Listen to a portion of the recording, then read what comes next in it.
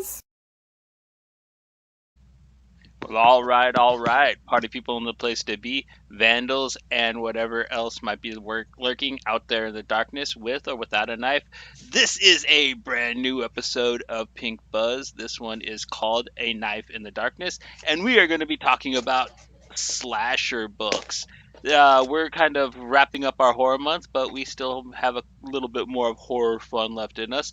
And this is one of our Halloween episodes. So, Joey, what do we have on the docket for the people tonight? All right, we're gonna have the original, the first story arc for Evil Ernie.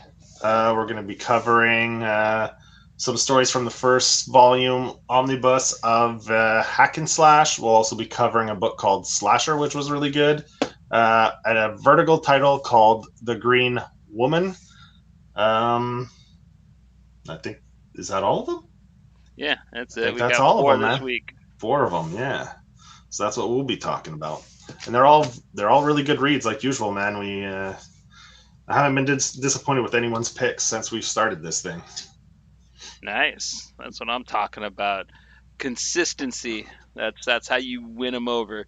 And Mm. Goose, how do you feel about the books we're going to be talking about tonight, buddy? Oh man, I am super excited about these books. It was a real fun time reading them, especially right around Halloween. They were a nice little send off. I love slasher movies, and so this was a perfect. Oh shit, I'm blanking on words. Sorry, this is the perfect topic for this week. Why don't you start us off with our check-in, Goose? Oh, I have not had much time to read this week besides what we have on the docket, but I did watch. I watched Superstore, and me and Dakota watched Over the Garden Wall again, which Over the Garden Wall is 10 episodes. I think it only takes like 3 hours to watch the whole thing, but it is incredibly done. I love that show. The music is great. The animation's fun, and it's real spooky. And that's the one where Bruce Willis plays the squirrel, right? And Steve Carell's the turtle. Um, Maybe Elijah Wood plays Wart. Isn't that the one with the rabbits? Well, I mean, maybe. I think there's rabbits in it, but it's got like a bird and these two kids that are brothers, and they're just trying to get home through the woods. It's really good. What was that on? That was Adult Swim, is what it. Or no, I think Ah. it came on Cartoon Network actually, Okay. but I think it's on Hulu, and I know it's on HBO Go or Max or whatever they're calling it Okay. now. Okay. It's on that stuff that's not available in Canada. That sucks. Might have it on Crave though if I re-up Crave, but I'm waiting until Doom Patrol is done, then I'm gonna get back on Crave and just binge that. Yeah. That's a good season too this season. So Is got it over lots of- yet? I don't think so. No, I think Okay. there might so be a I couple can't subscribe episodes yet. left. No, Yeah. fuck that. I'm not down with the weekly thing. That's how they get you to subscribe for too long and get your money. Just Well, drop it what's all your- one shot, man. Let me fucking binge through it so I can cancel your subscriptions after. What's your check-in, Joe? Not unlike Goose, I've been pretty busy this week, so I did the reading for the episode. But I did watch a few things with Pat over the space of the last couple weeks. So we tore through American Horror Stories, which we really enjoyed. We thought that was pretty good. It's a spin-off from the American Horror Story franchise. It's more of an anthology style series, which was pretty good. There was 9 episodes, and it was probably just two episodes that were like, the rest were all pretty damn good. And the intros for this show, each show has its own intro specific to the show. And I mean, if they did just a short of just all the intros one after the other, that'd be worth watching on its own. Like, the intros for these shows are just they're like short films, man. They're like a few little masterpieces in there that were really well done.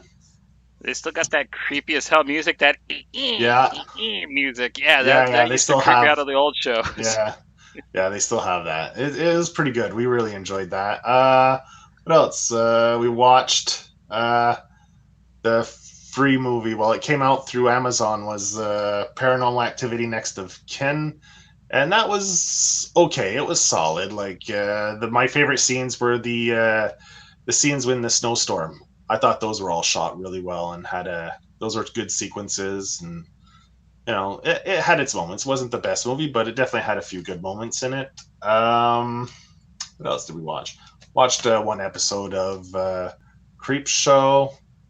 We must have watched other stuff, but oh yeah, Lock and Key. We finished up Lock and Key as well. Yeah, so Yep, we hit skip that up. this season. If you're a fan of Lock and Well, Key, skip this you season.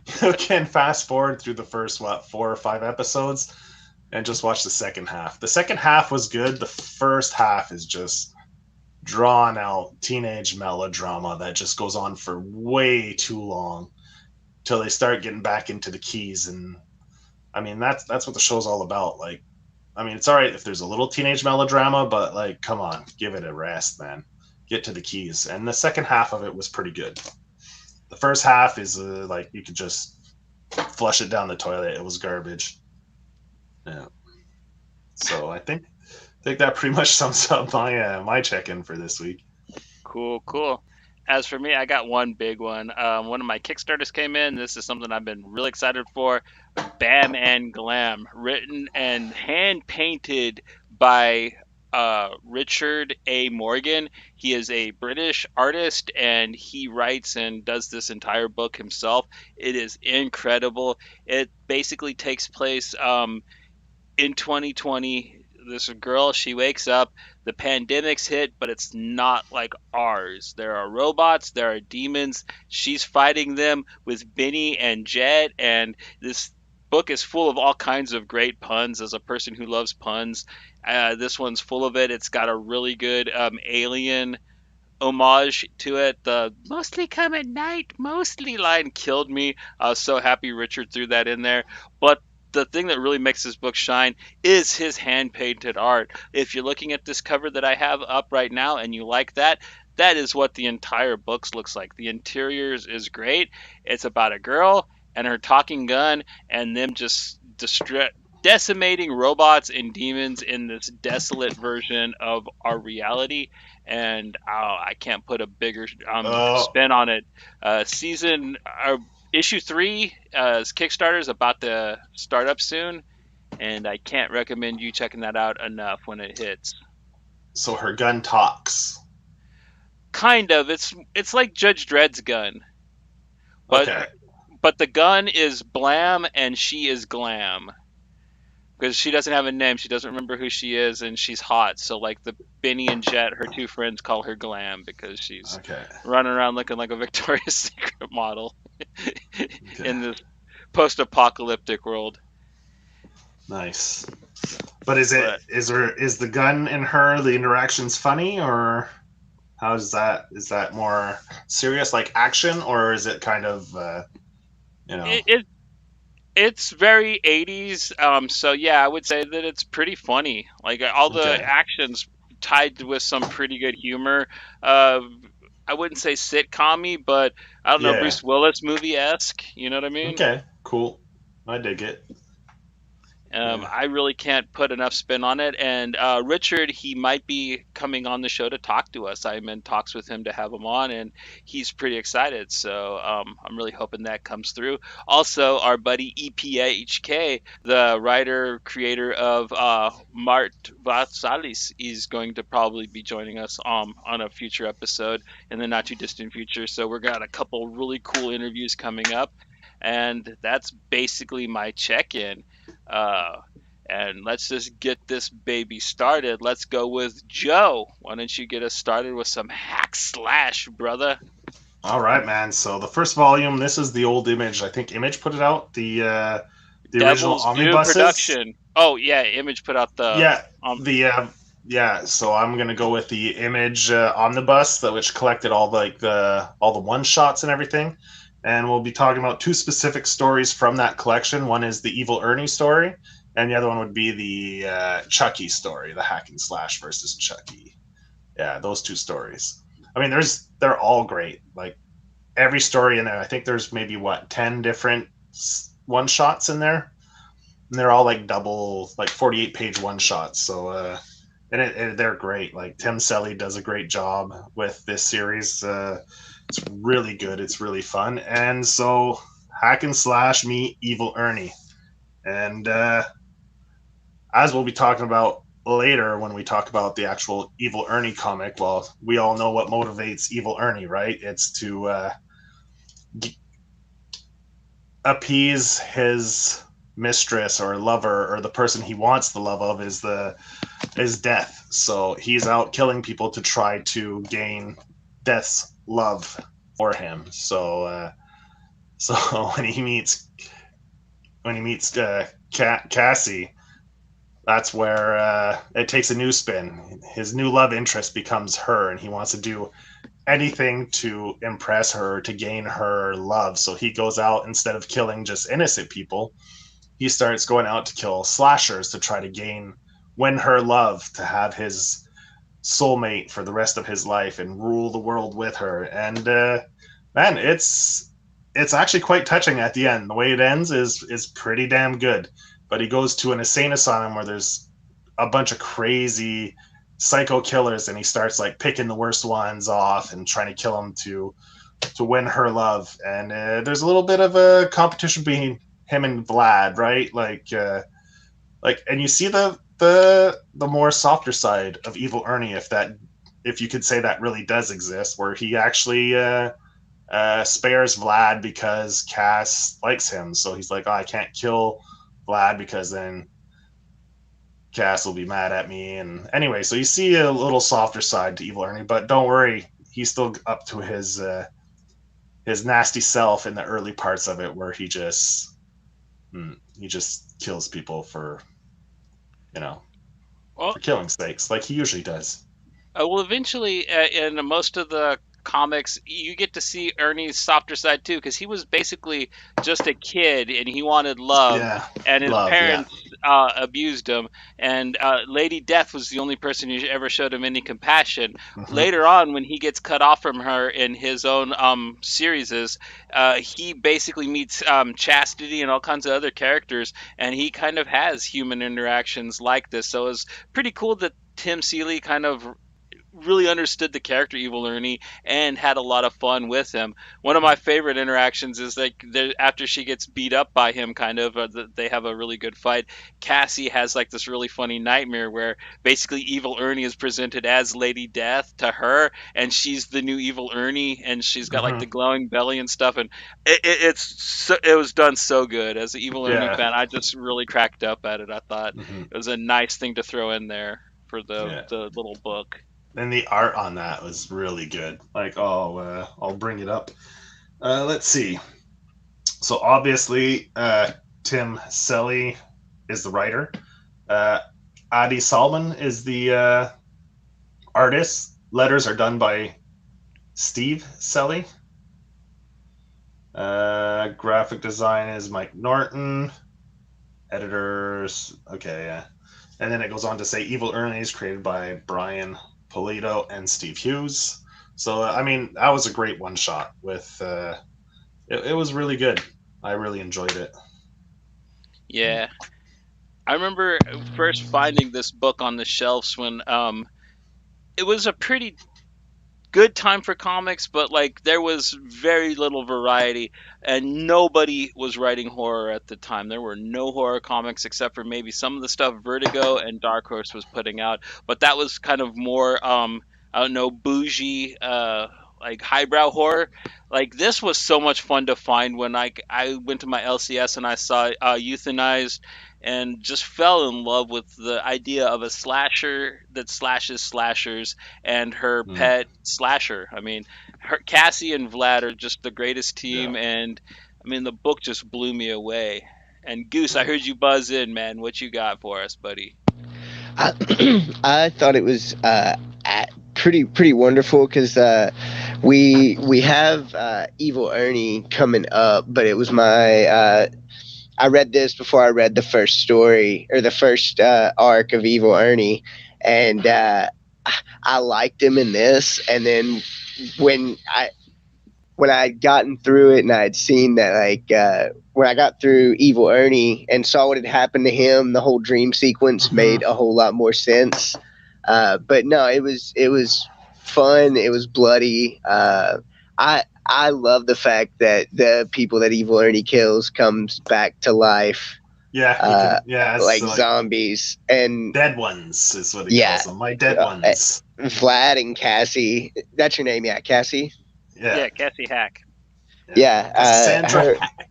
her and Vlad make a great team. Now, I enjoyed this one, but the other one shot we're going to be talking about just made my soul real happy. Yeah, that one's good too.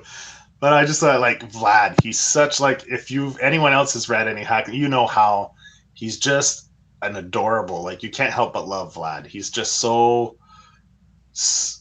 he's devoted, loyal. He's like, he would bend over backwards and take on the world for Cassie. Like, I mean, this guy would do anything for her. He's just, you know, he's like a puppy dog, man. You can't help but love him. He's such a sweetheart. He's like Groot, but mixed with Jason Voorhees, kind of a Yeah, side. like if Jason Voorhees were Groot, yeah, I'd say that's a pretty good. Mm, mm. Yeah, he's great. He's so innocent too. Like, well, innocent and not innocent. Well, anyway, you know what I mean. If you've read it, you know what I mean. Like, yeah, he's such a kind-hearted person. Yeah. Yeah. All right, so that does Evil Ernie. So the second one shot we're going to be talking about was the one shot titled Hack and Slash versus Chucky. This one is Tim Silly, obviously, was the writer again on that one. The art was by Matt Meyerhoff. Colors were by Wes Dzioba. Oof, I had a hard time with that one. Letters are by Brian J. Crowley. So yeah, this story was this is one of the ones I remember the most from this volume because, man, Tim just nails Chucky's character. Like, just his quips, his like smart ass remarks and comebacks, and like, you know, he just nails the what's the Chucky's name? Ray Lee's Charles Earl Ray. Okay, anyway, he just nails it. Like, he gets it down. And this story has a reoccurring character from one of the earlier one shots where Girls Gone Dead. One of the characters in that makes a reappearance as one of the villains in this story. So, I mean, we could touch on that, but it's not necessary if. But you could go read Girls Gone Dead to find out a little more about that character. But anyway, the story goes where Vlad, the character, what's her name? The one that's from the Girls Gone Dead. Anyway, she steals the amulet from Chucky to switch bodies, and she switches bodies with Vlad. So she takes over Vlad's body. So Hack has to team up with Chucky to try to he wants his amulet back, and Cassie wants Vlad to get his body back. So they team up. They actually don't fight each other, but they make it very clear that once the piece is done, once they get things back to right, they're going to try killing each other. So so this is a pretty good adventure where the whole time leading up to the action is Cass trying to stop Chucky from killing people. And like, there's one interaction where they go to a 7-Eleven and Chucky's like, yeah, I'm going to kill this blonde that's inside the store. And then there's like this little interaction. He's like, when Chucky wants to get his choke on, he's going to get his choke. And he starts fighting with Cassie. And it's just really good. The interactions, the banter back and forth between Chucky and Cassie is just classic. It's so good. It's so good. That's what makes this story great. It's just because they hate each other so much, but they have to work together, and just the antics between the two, and it's worth reading just for that. Just the conflict and the oddballness of the whole story was great. And when Chucky actually where they go to where the warehouse where the girl took over Vlad's body is. It's like a house of actual horrors. So then there Chucky's allowed to rip loose, like let loose, and he gets his kill on, and he has some great kill scenes in that one when they're in the House of Horrors or the Warehouse of Horrors, and the story just is awesome. Like from there on, it's just gore and action all the way to the end, and the end of it's pretty good too. After their truce is over and they try to kill each other, there's a little epilogue, I guess you'd say, at the end of the standoff between Cassie and Chucky, which is great too, and the way it ends is super good. So yeah, Well, it's very well paced for a 48 pager, you know what I mean? yeah, Like you get a full story and it doesn't feel rushed or no, it felt like compressed or anything. Yeah. it felt like it was like a 60 page or 70 page comic. Yeah, like a real graphic novella, even though it was missing a good third of it, like you didn't Yeah, feel it. It was no, really well paced. yeah, really well done. I I enjoyed it a whole lot. Um, I just remember being a kid and Chucky like being terrifying. As I got older, like my aversion to him went away, and I enjoyed his stuff. But seeing them two and the way they go back and forth with each other, and like you said, when Chucky's finally allowed to let loose and get his choke on, uh, no, I thought it was really well done. The and like Johnny said, it's 48 pages, but it's a whole cohesive story in 48 pages. Like it does not let up, but it's very well paced.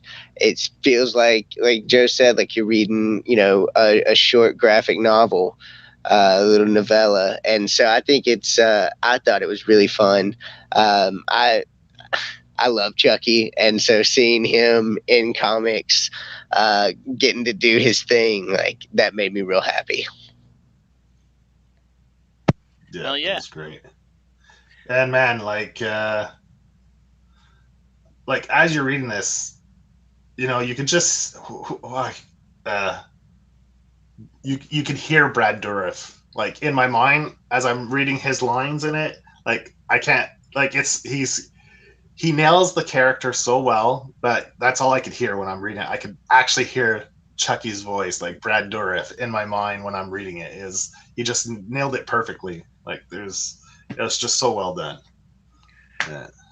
Well, and they keep finding a way to not make the damn hack slash movie, which they've been promising us since Girls Gone Dead came out. It's been slated to be a major motion picture for I think as long as the comics ran, and they've never gained any traction. And I think that like introducing the characters in a Chucky movie or on that Chucky TV show would actually be a really good way to bring them to life. I would love to see. And I think I'd rather have Hack and Slash as a series than a movie Yeah, it because would be a there's so lot many better. great stories. There's so many great stories they can tell, right? Like it would work well with like anthology style, but with an underlying story that kind of connects a bunch of the episodes. So you could have these one-off stories that are just like each story will start and finish pretty much with, but there'll be this underlying story that can go throughout. Like it would be great. Like you could easily make a series like of at least 2 3 seasons easily of this. And I mean, I'm sure people would eat it up. Like Shutter should pick it up and run a series. I don't know anyone. Like really, it's they're great characters. Like they're just fun. Yeah, I don't know why it's never gotten any traction because I think that it would have been a slam dunk when it was originally announced, and I still think that there's a huge market for a live action version of Hack Slash. I mean, I'm down to watch it. And I remember back when she was a fresh new face, Megan Fox was supposed to play Cassie Hack. Not the best casting, but No. um, she would have been fine back then, you know what I mean? And I can't wait to see who they could pick now because there's a lot of really good little actresses running around that I think could play it. Mm-hmm. Yeah, for sure. Like the one I'm thinking of is what's her name? Is it Hildebrand? Her name, the one who played Atomic from the Deadpool movies. Oh, the chick who plays Atomic Warhead or whatever her War name is. Atomic Teenage Mega Bomb or whatever her name is. She was in the final season of Lucifer too. She was in the second season of The Exorcist. She's done quite a few things now, and I think she could pull off hacks. She's got like that attitude, and I think she could do a good job with it.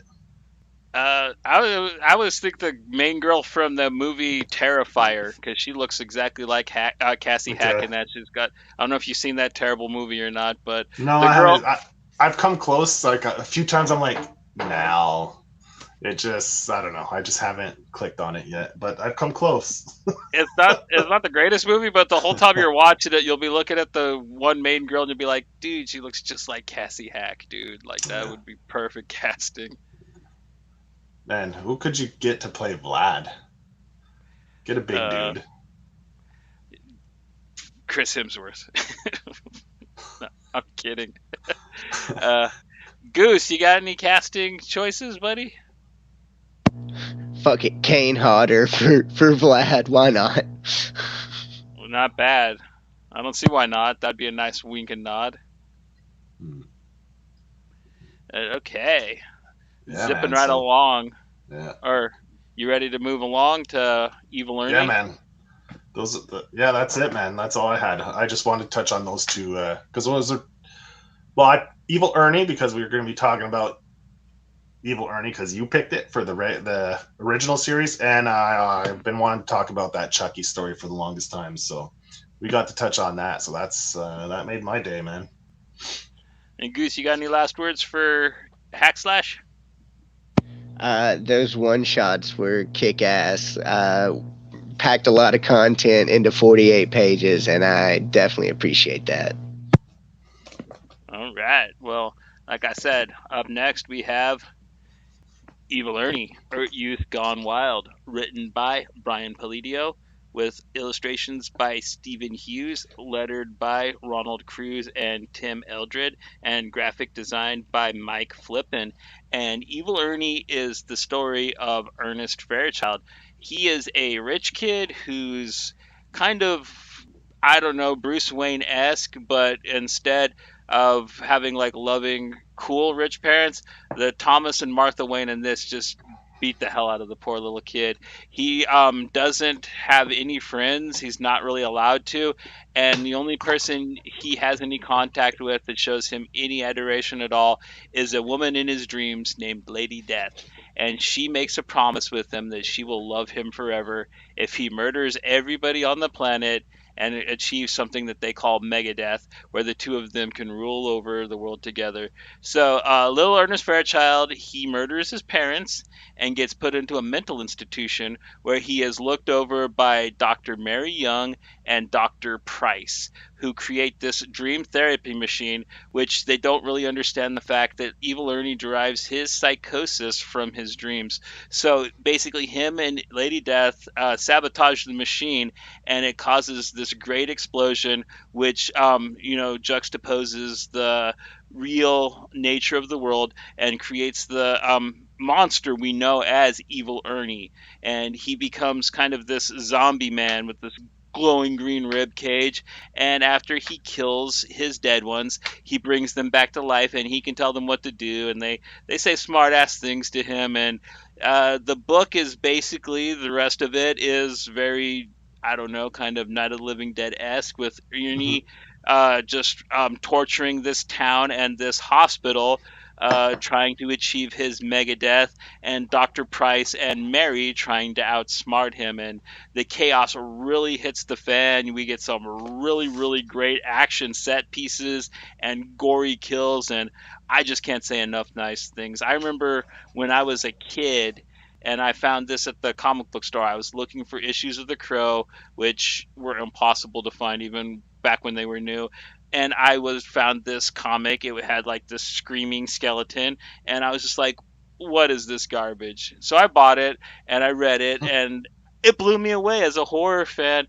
I didn't think of stories like this available in comic books because at the time you had Marvel and DC, and then you had some Image books that wanted to be Marvel and DC stuff. You didn't really have slasher comics where the main character was just such this contemptible, evil little shit like Ernie is, and it blew me away, man. I absolutely just adore this comic, and I've always loved it, and I've liked almost all the iterations of it that's come out since, even though there are legal issues with some of them reprinting the original runs. I still because like, of Lady Death, right? Because yeah, because Polito owns her still, and she is such an integral part to these books. They can't reprint them and stuff, so that's why you'll never see like omnibuses from Dynamite of Youth Gone Wild or Destroyer and all that because yeah, it just wouldn't make sense. I guess. Lady Death is still running under what's the imprint? Oh, he does it himself. Yeah, his Yeah. I think it's called Lady Death Universe now. He used Okay. to be on Avatar. He was on CrossGen. He's been doing that comic on several labels over the years, and I kind of wish that he would have kept Ernie instead of Lady Death, but whatever. He seemed to have a tighter a memory of that working on her with Stephen Hughes than he did with Ernie. And when Stephen Hughes passed, it was really hard for him, so that's why he kept her. Whatever, homies do what homies do. But yeah, it's a little rough as a fan of Evil Ernie, but his comics are still great. But this book in particular, Youth Gone Wild, I can't wait to hear what you guys think of it. Joey, why don't you tell me how you felt about reading this classic? Yeah, man. Anyone who loves like those somewhat campy 80s horror flicks, man, this is definitely a book for you. You gotta pick this up. Because like you said, it has action. It's got like that zombie Night of the Living Dead, like you said, or like just horror action. Like it's horror action packed. If you like that, and it's got that slightly campiness and parts from the 80s, like Dr. Price. Yeah, Like he's a doctor, but then becomes like Arnold Schwarzenegger, commando action guy who's just taking on the world. It's really it's funny. It's cheesy, but in the best kind of way. And Evil Ernie's character is like just it. It's like a heavy metal character from the 80s. Like pretty much. If you read the preface by Polito. Like he pretty much sums up what he was trying to do with it, and man, it works. The art is fucking man. It was really good, and I think it's even better that it's black and white because it doesn't feel dated because of the colors. Because sometimes older books, the way they're colored, you can. But I think because it's black and white, it still feels fresh even today when you read it. It's like the art is beautiful in it. Like I have I have nothing bad to say about this book. Like everything is good. Like that's a even the good. little cheesiness, even the way you can see Lady Death is probably your typical '90s big breasted, small bikini outfit and stuff. But I mean, it kind of works because he's trying to seduce evil Ernie into doing her bidding. So it's sexed up a little bit because yeah. But Yeah, yeah, she's trying to it's get a great. adolescent to do what she wants. She's gonna look Yeah. like a swimsuit model. Yeah. hmm hmm Like, and it's a campy, it's cheesy, right? So that just adds to the element all the way through. And yeah, it's pretty good. And it's like the the old adage of corporations being greedy, and their greed leads to the end of the world, and and so on, and but it's done in a really good, really well, really perfectly executed. Uh, and props to them. Like two thumbs up. It was great. It was fun. About the black and white thing, I think that that's just a way everybody feels because I Chaos actually tried to put out a color version of it at one hmm point, and I don't think it went over well at all because every time No. they reprinted it after that, it was always back to the black and white Yeah. original. So Yeah. No, man, it's great, and because it's black and white, it kind of has a little bit of that manga feel to it too. Because his art does have a little bit slightly manga style to it. I find, especially like certain scenes in the action and stuff. I don't know. It's a nice. I just love the art. It was really good. It was clean.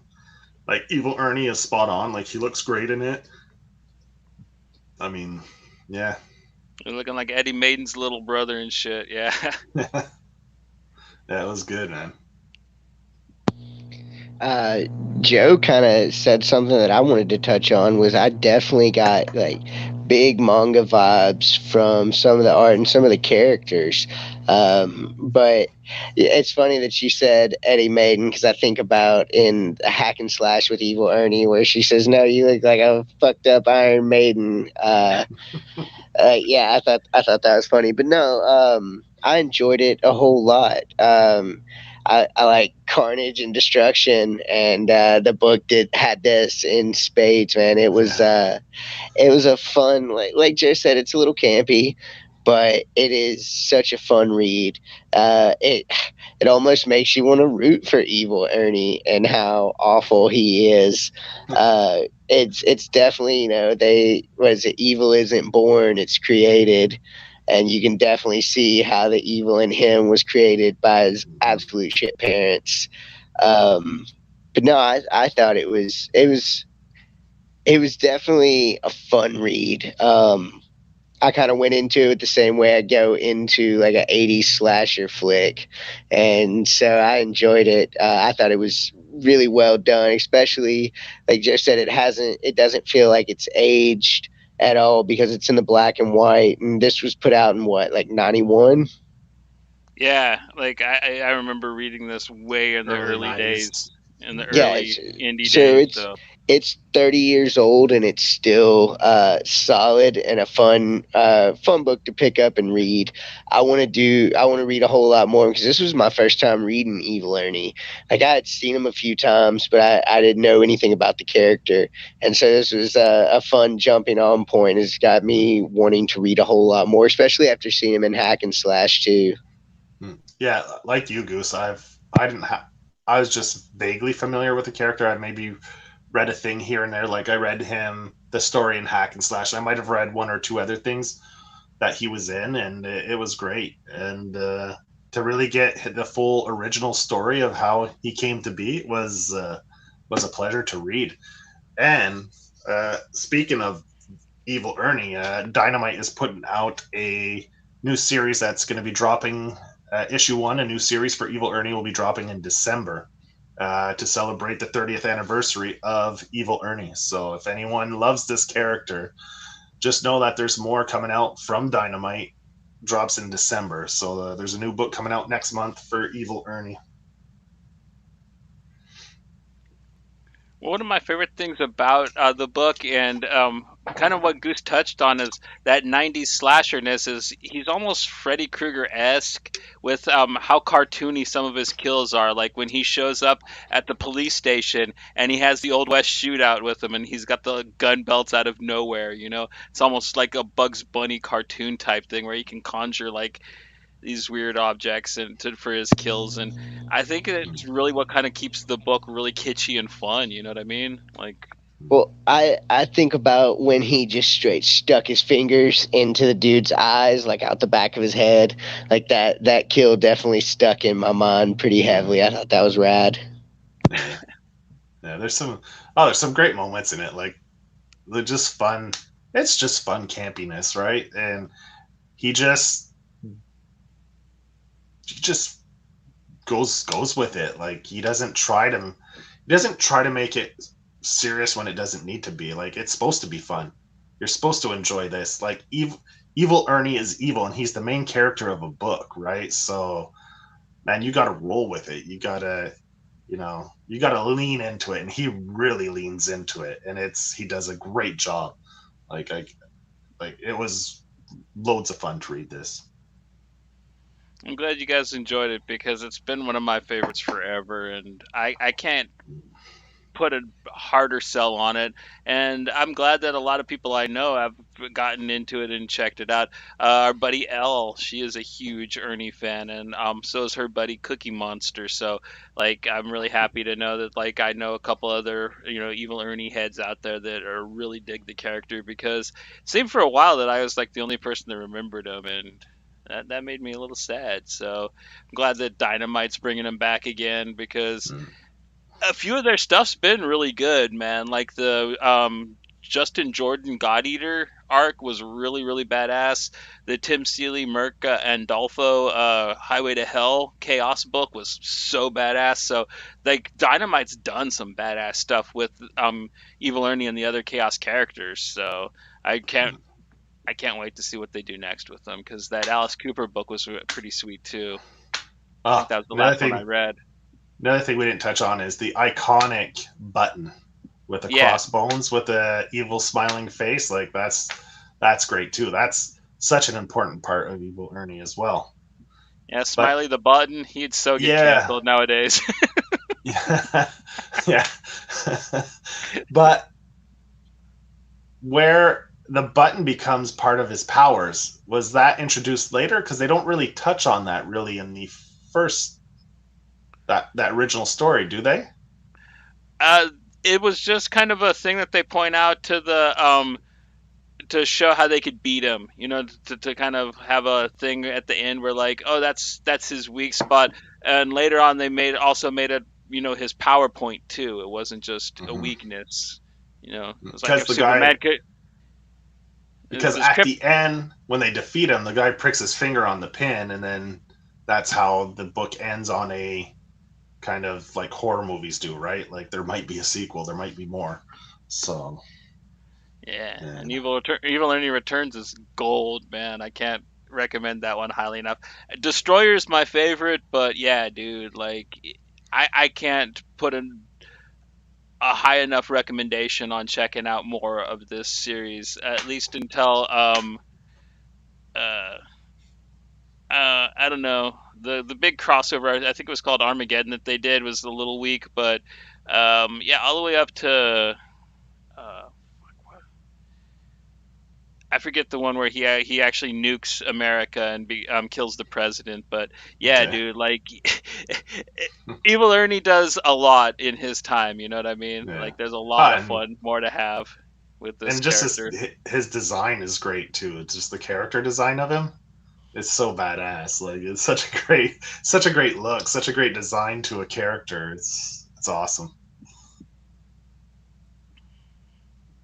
So Goose, you got any last words you got on Evil Ernie? A fun, just a fun ride through hell. I enjoyed it a whole lot. I think, especially this being my first Evil Ernie experience, I thought it was really well done. It, like I said, it's got me wanting more Evil Ernie, like immediately. And so, definitely a hard sell for me. Or not a hard sell, but an easy sell. But it's a hard push. Words. Yeah, we get Yeah, what you're saying, man. Joe I'm had a down. hard push before the show. Yeah, that's why we were late. Took me an hour. But all right, Goose, you ready to take us into like the actual scary part of our show? Because you actually picked the only scary book we have on the docket. You ready to get into some Charles Forsman? Oh yeah. Oh yeah. I am really excited to talk about this. Let me get the credits pulled up real quick. Writer is Charles Forsman. Artist is Charles Forsman. I think he does the lettering too. He did. Did he do the lettering? I think Yeah, I so. think he did everything. Yeah, Yeah. everything. Which, if y'all have seen any of our past episodes, we love illustrators, cartoonists, whatever you want to call Cartoonist. them. Yeah. Yep. And seeing something this fucked up and it's all done by one man, like it is a really fun read. Just go into it. Let's see. Pull up my little notes here. Ah. So it is. That's not working. Hold on, I'm pulling up my notes because I should have had them pulled up, but I'm the worst. Uh, anyways, it is. Yeah, sorry, my phone's being super dumb. Um, it is the story of Christine, a data entry specialist, discovering her sexuality and her penchant for blood. Seemingly timid and plain to her coworkers, she harbors dangerous urges. And dangerous urges she does. She is really ready to just kill people at the drop of a hat, even though she seems like just a good person. I say good person, like a normal person. And she is into blood play, I guess is what you would want to call it, where she gets off at the sight of blood. And it is interesting and weird and fun. The thing that stuck out to me the most was the art. The art in this book did it for me a whole lot because it's almost like something you would see on Adult Swim at 3 o'clock in the morning. It's got that kind of off art style where everything looks in like different and creepy, and I think they did I think he did a really good job with this story because from start to finish it just does not let up. When she slashes the guy's throat in the parking lot, or when she takes out her boss or the frat boy, and the weird relationship that she has with oh god, what's his name, Joshua? her Joshua, and his whole weird backstory. I liked how they went back and forth between them, and she just absolutely loses her mind, goes on a killing spree, and gets her hand chopped off in the process. And yeah, no, it was brutal and it was weird and definitely terrifying. Like it makes you feel some type of way. Yeah, it's probably one of the neatest books you could see that's about a person having a psychotic break because just it just shows how the little things in life can weigh on you to the point where you just snap, and that's what happens to Christine. And it just is such a devastating train wreck of a ride, but it is so entertaining the entire time. Like I don't even know how to put it, but I kind of think of it as like if a Harmony Korine directed a Scream movie, kind of is the best way I could put it because it kind of reminds me of one of his type of movies, just kind of how off and gross all the characters are, Mm-hmm. but and then the artwork too kind of just has that same type of feel as like how his movies look. So I get this kind of really hardcore Harmony Korine film feeling from particularly this book from Charles Forsman, and man, can he drive it home because like I've read some of his other stuff like Into the Effing World and what was the other one? Happy Days or his more kind of award-winning books. This was like his kind of break into being more of a grindhousey type thing, and man, did he really deliver because this book really puts the chills into me. Like when you see when she gets to what she thinks is her boyfriend's house and what happens to her. Oh man, if she wasn't crazy already, there's no coming back from what happens to her. So, Yeah, it just flips the script at that point. Whoa.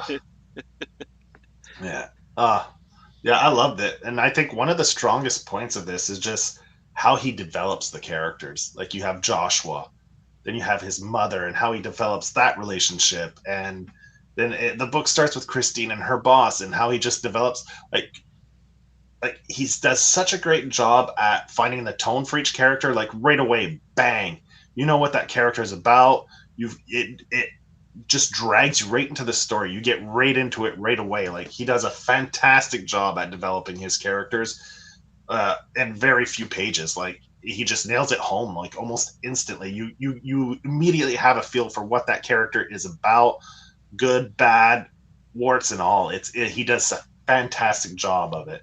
And then you have like some great interactions in it between like Christine and Jonathan. Like Jonathan is her uh, neighbor from growing up, I guess, and he ends up being gay. And like when you're first introduced, is at her father's funeral. Christine's father passes away, and it's at the funeral, and like just the banter back and forth between Christine and Jonathan, like, what are you doing here? Who invited you? And like just the snarky little remarks back and forth. And before you know Jonathan's gay, he starts calling her like names like skank and this and that, and like basically calling her a whore and this and that, and they're just insulting each other like a brother and sister would. But it's yeah, but then you find out he's gay, and then it kind of makes more sense of how they take jabs at each other. And yeah, it's really great. And like her mom, Christine's mom too, like when they're talking about Jonathan, like her mom's like, he's such a nice boy, why aren't you interested in Jonathan? And it's just like, Mom, Jonathan's the gayest man in the world. Then the mother replies, oh, hogwash, he's just a bit sarcastic. I love that part. Like, man, that when I read that part, it just made me laugh because of like, it was just so good. There's like little moments in throughout each issue that are just like that just make it such a joy to read. Yeah. Yeah, and it's the needle interactions that he doesn't have to overdo it, but when the scenes with her and her mom, it really drives home like what kind of really helped the her get to being as psychotic as she is, because like her mom never lets up on her. You know, she's almost like the mom from There's Nothing There, but like the evil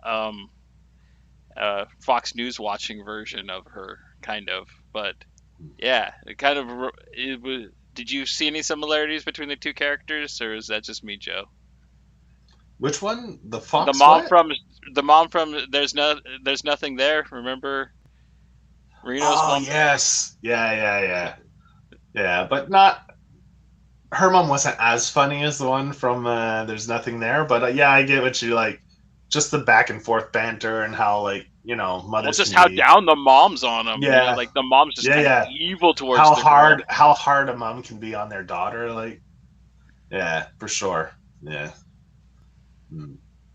But the mom's dealing with the death of the father, and then later on she like apologizes to her once like the real shit starts going down. And yeah, there's a bunch of moments that just yeah are just crazy in this.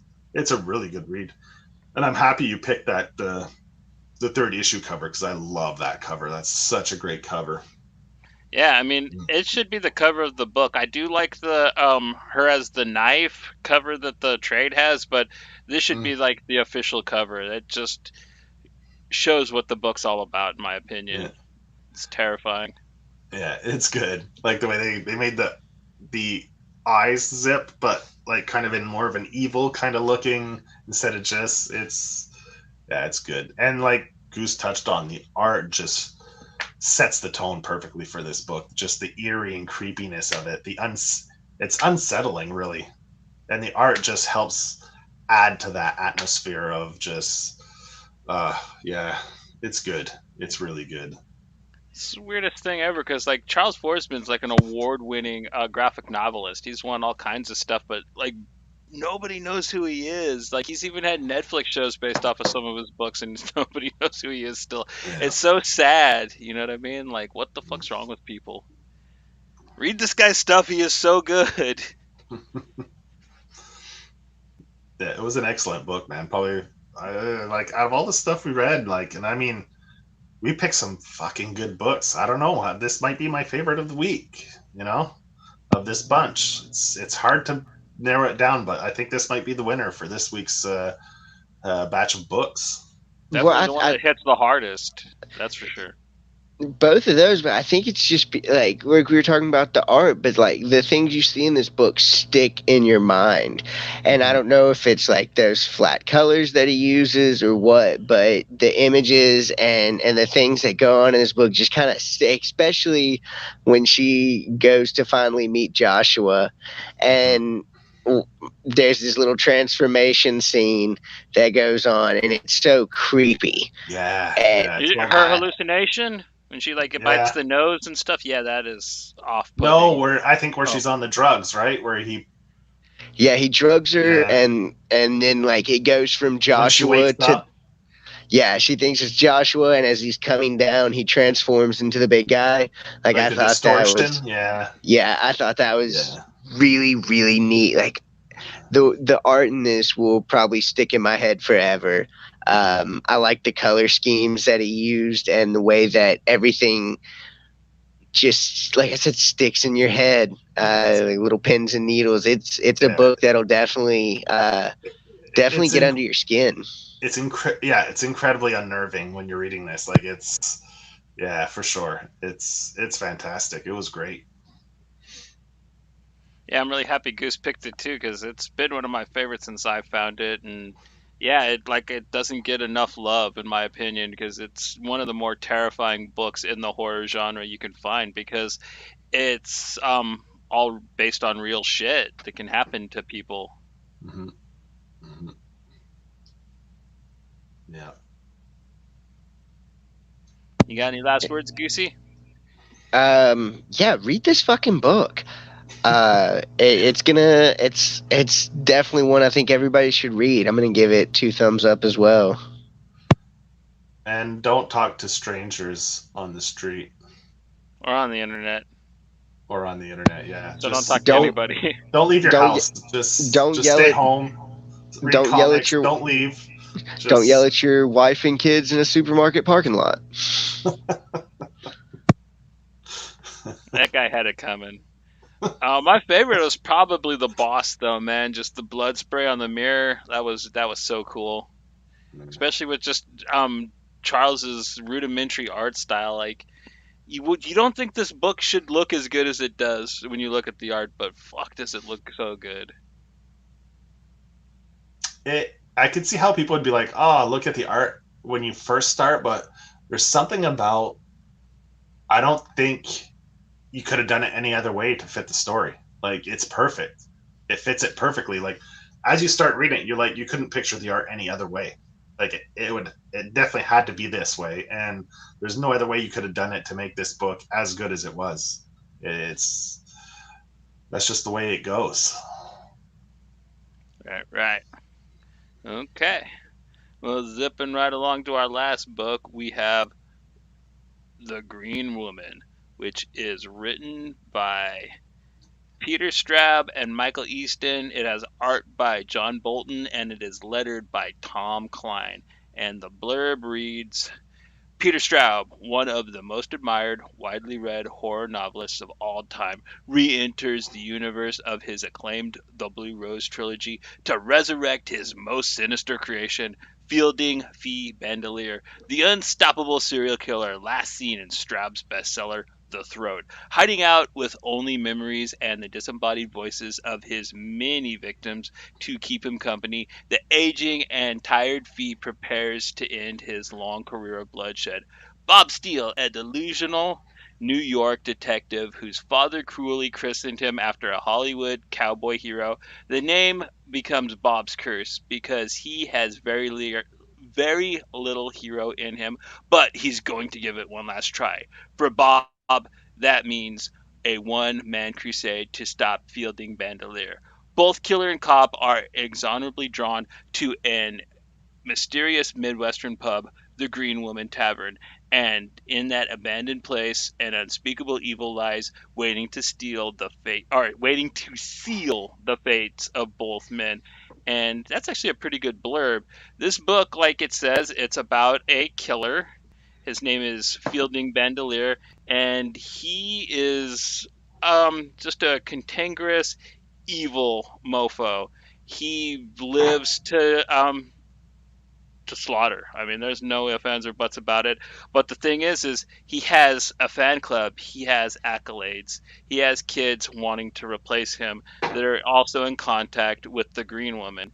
And basically, he is tired of killing, but he does not want to give up his spot of being the wickedest motherfucker in the jungle. So basically, this cop finds this trail of kills. There's a bunch of Catholic girls getting killed, and it's this Irish kid named Luke who he deals with, but finds out that this guy is just a wannabe.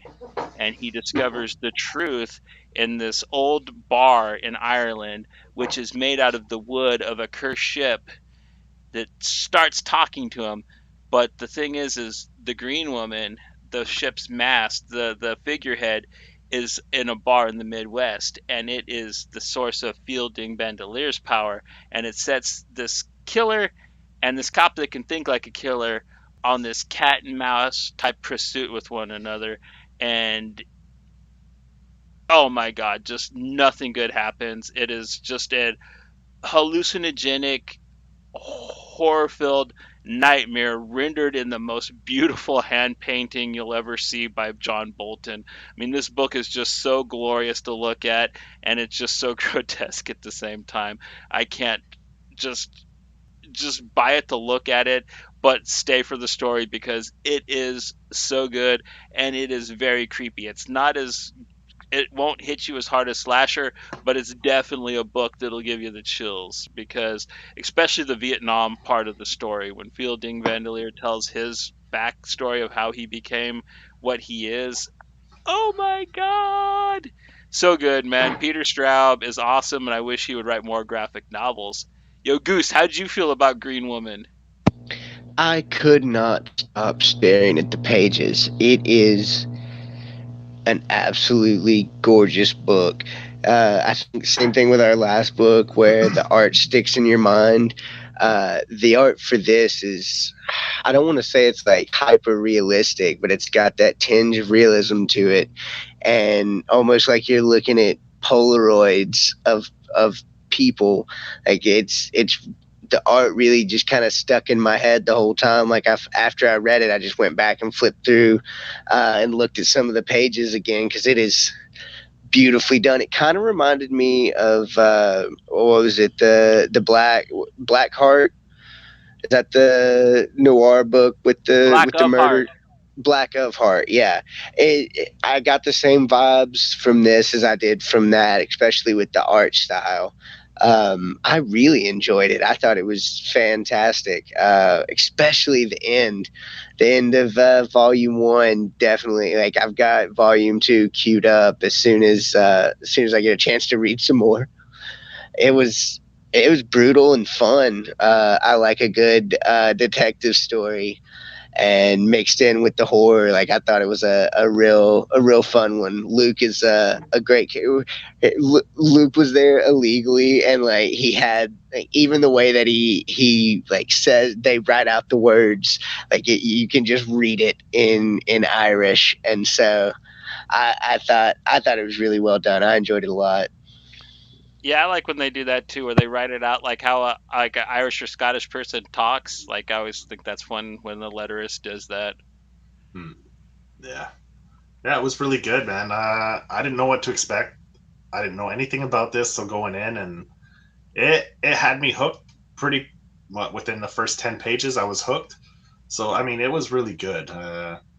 Like the detective, they fleshed him out pretty good. He becomes, I don't know, some people may not like him or you might really like him. He's definitely a character. Uh, not probably not your not a squeaky clean cop by any means. And man, he's just I found he was very relatable, very lovable. You know, like you say, he's got to try to live up to that name, which obviously he will never be able to. And yeah, he goes on this. He makes it his mission to find this killer. Whether he even quits the force like to take it amongst onto himself to go overseas to try to figure this out, and like he quits being a cop just to try to catch this killer. Like he becomes obsessed, almost as obsessive as the killer himself, which leads to, like you said, this cat and mouse kind of uh, scenario between him and was it Frank? No, Fee. but Fee, the killer. Yeah. Yeah, like you know. So I mean, it was really good visually too. It definitely lends to the grittiness and the allure of the whole feel of like like you say, when they go into like a dream where they have the dreams and stuff, it's really well done, and it has a little bit of that realism because, like you said, it's painted, so it lends more. It makes it a little more creepy because it feels real, right? And it lends to the seriousness of the story and the weight. And I think the art does a great job of adding that aspect to the story. Oh yeah. Well, especially the part after his first run in with Luke at the bar. He's at on vacation and he's fixing a fish and he keeps hallucinating that it's the dead girl. Oh my Hmm. God, were those scenes just so graphic and terrifying, man? Like I was like, Well, what? That's so that's awesome. where I'm like, I'm wondering, is the cop starting to lose it and he's becoming a killer? Where slowly he's killing people and not realizing it because he's going through a psychosis, and was it really fish he's doing, or is he actually catching people and killing them? Like it put a little bit of doubt into me, like was in trying to catch this killer, is he going to become a killer? Like it definitely had that tension to it, and it definitely like does a great job of setting that tension and keeping it from right to the end. Well, the green woman liked him. She did see the potential in him. She wanted him to. She probably was luring him in to be a killer, but he had that whole thing where he still wanted to make his dad proud. So I think that Yeah. was the one thing that kept him from actually being another guy trying to take Fee's place and being Fee's nemesis. But yeah, I think that the book is incredible. I think that adapted, it could have probably even made a good season of True Detective. To tell you the truth, you know what I mean. That's kind of where I placed the comic. You know what I mean. It's what it really reminds me of. Is like a really gritty noir with some straight up awesome slasher moments to it. Hmm. Hmm. And it had that supernatural element to it that was great with the ship, and how the ship uh, how do you say, influences people to become killers, and how pieces of that ship that are incorporated into the bar and other things, like, just, I wouldn't say possess, but like I said, influences them to go and do things, which was a really cool part of the story that I really enjoyed. Keeping the curse alive, straight up. Yeah, yeah, it's pretty cool. Yeah, I'm really happy you guys liked it because I remember discovering this book just because I bought anything Vertigo put out at the time, and I'd never heard of it either. I just was like, huh, Green Woman. And John Bolton's doing the art, so that's sweet. And I got it, and it blew me away. And it's been probably one of my favorite horror books since. So as when we were doing slasher stuff, I was like, yeah, man, I want to do Green Woman. And I'm like, wait, I want to do Evil Ernie too. I'm like, okay, I'm gonna be a Yankee pig dog and pick both books, but. I think we did pretty good though, man. I think I'm really happy that you guys read and liked both of them because I mean they're way different, but man, are they both just some of the best out there in the genre, in my opinion. Hmm. Well, I think we picked a good variety of books where you go from like the campy, like hack and slash can be campy and fun, as well as Evil Ernie, to like the more serious, like slasher and Green Woman, like lend to a more serious tone, and more disturbing. So I think you get it. We've definitely picked a good variety of books that touch on a little bit of everything. Yeah, we're doing pretty good, I think. And Goose, you got any last words on Green Woman? Visually, it's visually haunting, and I read it digitally, but it's definitely one that I want to get in my hands to look at because some books just look better in physical format, and so I think it's. Do they sell volume one and volume two in like a collected edition? As far as I know, there's only one volume of it, dog. Oh, I And thought.